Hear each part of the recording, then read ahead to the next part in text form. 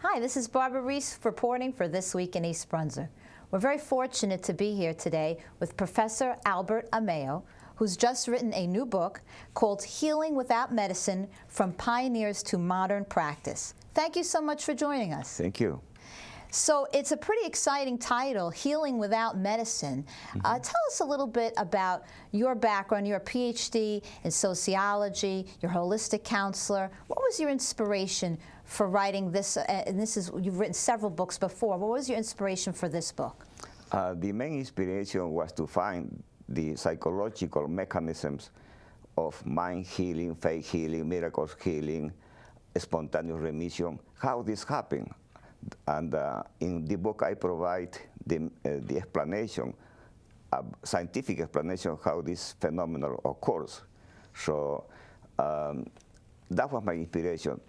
And also that men has the power to take care of themselves and not the other way around, that usually we are indoctrinated is only the medication that they can heal ourselves. But now science have proved that thoughts are real power. Thoughts are charged with energy and have impact in our lives and have impact in other people's life as well. So even intention, a simple intention, can impact negative or positive in other people. That have been written several books about it. As a matter of fact, I can quote Dr. Wayne Dyer, who wrote The Power of Intention. And also we have other scientists who wrote about this. We can talk more about it in the future. Now, in your book, you look at the history behind the mind healing, that this is not a new occurrence. The new thought theories go back to the 1800s. Yes. This is really beautiful that a simple man who was Phineas Quimby, who didn't have actually real education. He went only like 3 or 4 weeks to school in the mid of the 1800s. He was diagnosed with terminal disease. He has tuberculosis. His liver was disintegrating, and he was given a short time to live. So he disillusioned from life. He abandoned his business and he went to his farm expecting to die.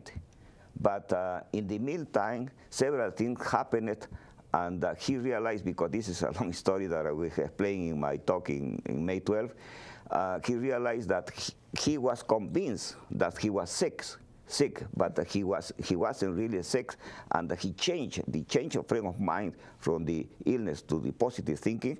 He was completely healed, and then he started teaching based on mesmerism at the beginning, that other people who were healed in New England, everything happened in New England.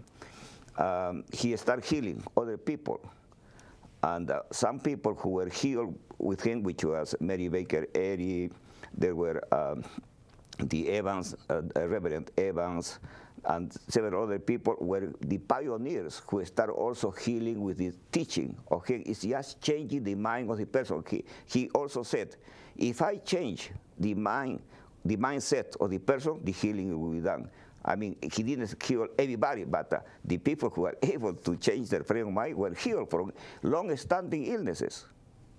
So nowadays we work together with the medical community. Your work supports what they do, but how do we apply this to modern day life, the mind healing process? Okay, first of all, we have to recognize that they taught us that mind is the driver of the body, not the other way around. And that also they thought that man can heal itself. That was actually my thesis of my book, that every types of mind healing, faith healing, miracle healing, healing in the in sacred site like a church, a temple, whatever, is actually self-healing. It's not nothing miracles. That is proof. It's always self-healing. The body has the power to heal itself if you allow it. The problem is sometimes when we get a symptom of some illness, we immediately rush to medication and drugs, and we impair the ability of the body to heal itself. And that they teach us that with their example, because all of the pioneers of the mental healing were initially ill for long-standing illness, like Mary Baker was ill for 42 years, and she was the founder of the Christian Science. And Charles Fillmore also was ill for many years, his wife as well. But however, with this teaching, they become completely healthy. So they taught us that the mind is the driver of the body. And we have the capacity, our body has the capacity to regain health by itself. The problem is we put too much toxins in our body. We are living in an environment which is where the air is not healthy. Even whatever information, negative information that we are getting through the movies, TV, all the mass media, make us believe that only that when we get sick, we have to resort immediately to medication. But for example, when we get sick, it's because the illness runs in our family. It's because our DNA. It's because the change of season. But that's not true. That's not true. Dr. Bruce Lipton, cell stem biologist, has proved in his book, Biology of Belief, that our thoughts and social environment influence in our genes and DNA. And in fact, you wrote in your book, a man is literally what he thinks in his heart. He's the sum of all his thoughts and attitudes. Exactly, yeah. So that people know, because we're running close on time, we could talk about this in detail for some time. I want to make sure they know when and where to come hear you speak.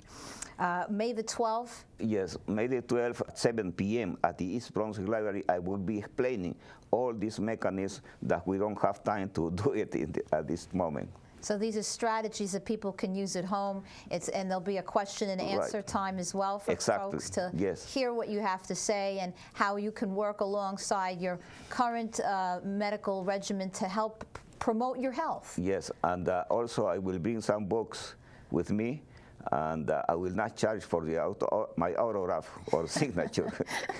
That will be free. So that's good. They'll be available for sale and also on Amazon. And you have a website that people could look at? Yes. What is that website? www.albertamao.com.